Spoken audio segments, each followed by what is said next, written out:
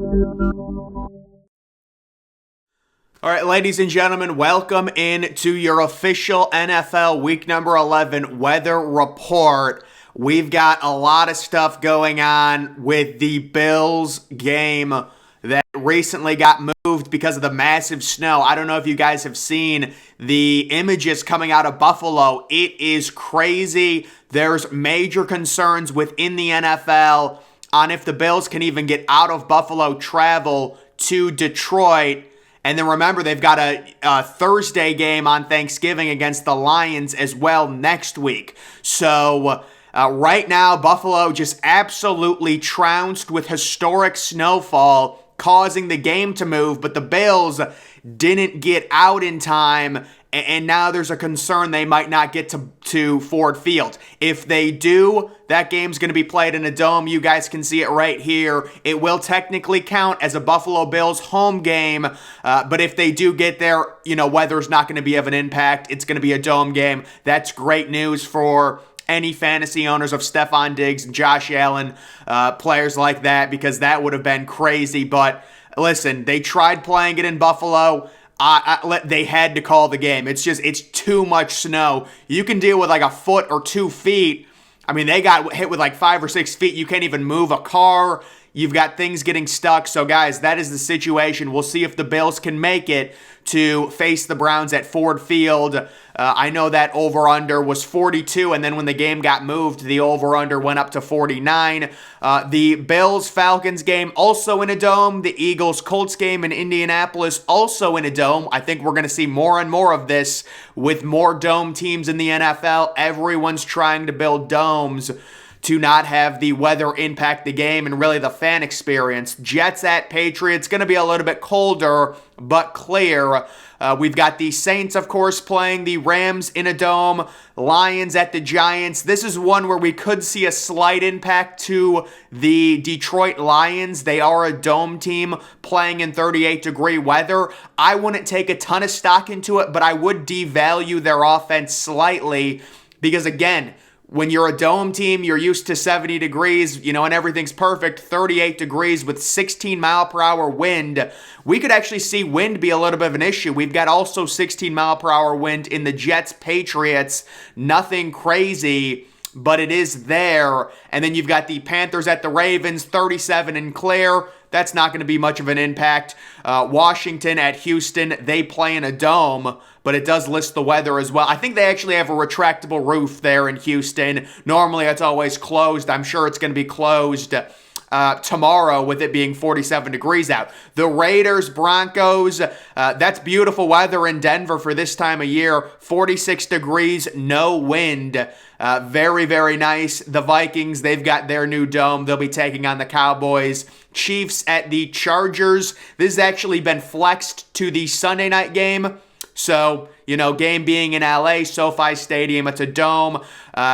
We've got the Bengals at the Steelers. This is a 4:25 game. It's been moved up, and I believe this game was flexed. I don't remember seeing a report, but it makes sense because the Steelers have not been good this year. 30 degrees and clear in Pittsburgh for that 4:25 game, and then we've got this game taking place in Mexico City. And they're saying it's going to be 61, so very nice weather there. Guys, once again, the headline was the Buffalo situation that we were tracking. It gets moved. Now suddenly the Bills are struggling to actually make it to the airport. There's a travel ban right now in Buffalo. I don't know what's going to happen. The NFL, because they're the NFL, because they, it's a $1 billion league, I believe they will get the Bills to Detroit to play this game because, again, there's really no other alternatives. The Bills play on Thursday, Thanksgiving, and the NFL's not going to want to lose that Thanksgiving 12:30 time slot. Remember, guys, on Thanksgiving, there's always a 12:30 game, a 4:30 game, and like an 8:15 game. And the 12:30 game is the Bills at the Detroit Lions. So they're not going to want to lose that game. But it is a situation where it's like it snowed so much in Buffalo. There's like, how do you maneuver this and get these guys out of their homes and get them to an airport in upstate New York, somewhere else. You'd have to drive them somewhere else because you can't get a plane right now out of Buffalo with how bad the snow drifts are there. And also the college game, the Akron-Buffalo college game got canceled. Now, guys, I want to show you my top 10 best bets for week number 11 based on analytical models along with the general public. Let's go to those. Now, guys, these are the official total value bets. This is a combination of analytical models finding values in certain games along with professional bettors' nuance and ability to pick games because sometimes the models can't account for injuries. That's why this is a combination of both models telling me who's a good value along with the nuance of the professional bettors. When both of those align, that's how I get these picks. So these are 10 picks for it. We've got the Bears plus the 3 at the Falcons. I really do like this one. Justin Fields has played so well. He deserves a win. He's going to be running all over the place. The Falcons, we saw what they did against Carolina. They're not a good team. They need to start Desmond Ridder at some point. I think this might be the final week of the Marcus Mariota experiment in Atlanta, and then they switch to Desmond Ridder and start throwing the ball more, especially to Drake London. So I like the Bears to win this game outright. Justin Fields has played too well. The Bears defense at this point, it is bad, but you're facing an offense in Atlanta that really is extremely one-dimensional. Mariota cannot throw. They don't have him throw.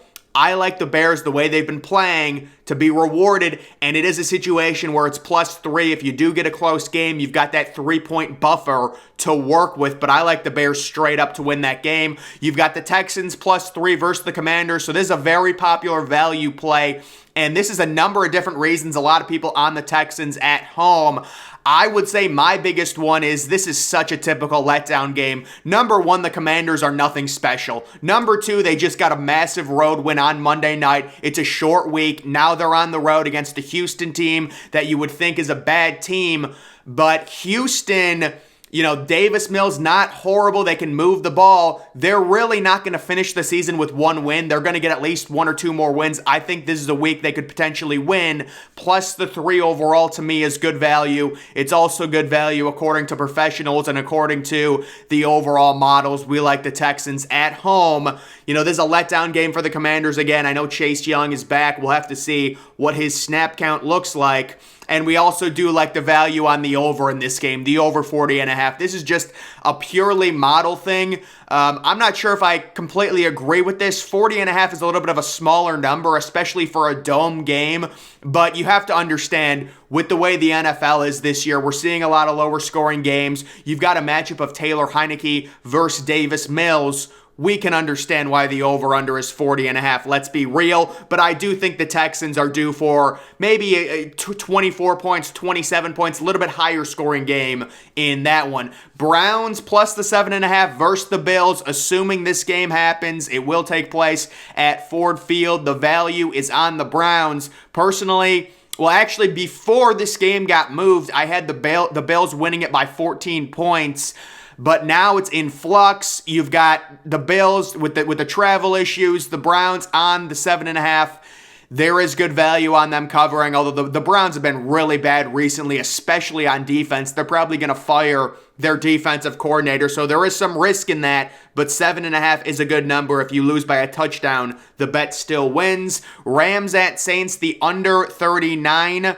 So, I normally don't like doing this, especially when the game is in New Orleans in a dome and Matt Stafford is going to play. But the Rams have been nothing special. You've got the Cooper Kupp injury, so now it's like they already can't run the ball. And the Saints, I believe they're still starting Andy Dalton, who has just been dreadful the past 2 weeks. So a little bit of a lower scoring game. 39 is just, guys, it almost feels like the value's on the over in this game. I got to say, I know I'm following the algorithm and stuff like that, but it just feels like a game in New Orleans, 39. I understand the situation with the Rams. We don't know how their offense is going to look without Cooper Kupp, but it is a small number. The Colts +7 versus the Eagles. So yeah, the Colts with Matt Ryan getting a win last week. Jeff Saturday, the coaching debut.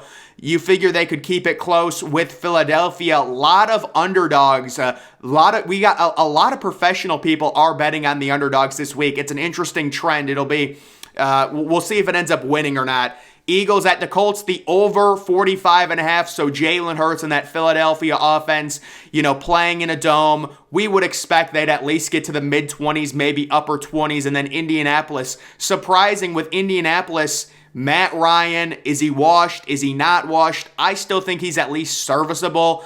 And you look at the playmakers that Indianapolis has. Jonathan Taylor, the breakthrough week last week. He's back on track as an elite running back in the NFL. Paris Campbell has really emerged. Michael Pittman, we know he's a solid receiver, as well as Alec Pierce. They've got a nice stable of skill position players in Indianapolis, and we know Philadelphia has been scoring a lot, although I would have to check to see what is A.J. Brown's status for this game. I'd have to look that one up. Cowboys plus 1.5 at the Vikings, so I like the Cowboys to win this game straight up, and so do the models. The Vikings are due for a loss. They've been winning all these close one-score games. Normally, there is a correction at some point.